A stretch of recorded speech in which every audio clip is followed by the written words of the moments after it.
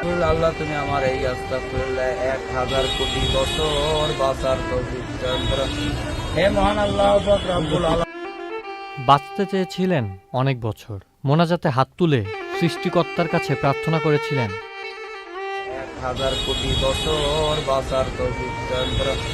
হে মহান আল্লাহ পাক রব্বুল আলামিন, দুনিয়াতে যত বালা মুসিবত আপনি রহমতের হিসেবে দেবেন। আল্লাহ আজকের এই যে দোকানটায় বলছি, এই দোকানদার অত্যন্ত ভালো মানুষ ছিল, আপনার দিনের কাজ করতে গেছে।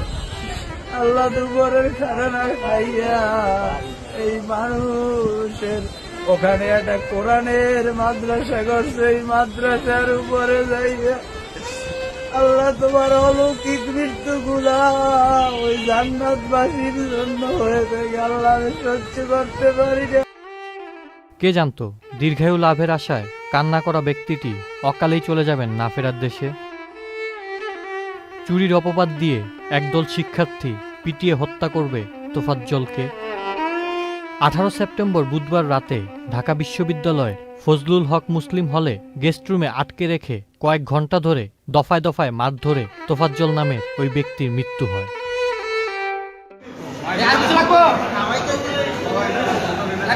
রাতে হলের ক্যান্টিনে বসিয়ে তাকে ভাতও খাওয়ানো হয়, এরপর আবারও মারধর করা হয়। মারধরের এক পর্যায়ে অসুস্থ হয়ে পড়লে তাকে শিক্ষার্থীরাই ঢাকা মেডিকেল কলেজ হাসপাতালে নিয়ে যায়। সেখানে চিকিৎসকরা তাকে মৃত ঘোষণা করেন। এর পরপরই লাশ রেখে শিক্ষার্থীরা হাসপাতাল থেকে যে যার মতো সরে পড়ে।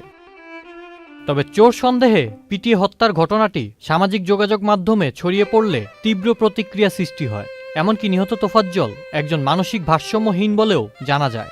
বিশ্ববিদ্যালয় কেন্দ্রিক ফেসবুক গ্রুপ ও নিজেদের ব্যক্তিগত প্রোফাইলে দেওয়া বিভিন্ন পোস্টে শিক্ষার্থীদের অনেকেই বিচার বহির্ভূত এই হত্যাকাণ্ডের বিচার ও দোষী ব্যক্তিদের দৃষ্টান্তমূলক শাস্তি দাবি করেন। নিহত তোফাজ্জলের গ্রামের বাড়ি বরগুনা জেলার পাথরঘাটার কাঁঠালতলী গ্রামে। তার বাবা আব্দুর রহমান মোটরসাইকেল দুর্ঘটনায় মারা যান। তার বড় ভাই নাসির ছিলেন একজন পুলিশ কর্মকর্তা।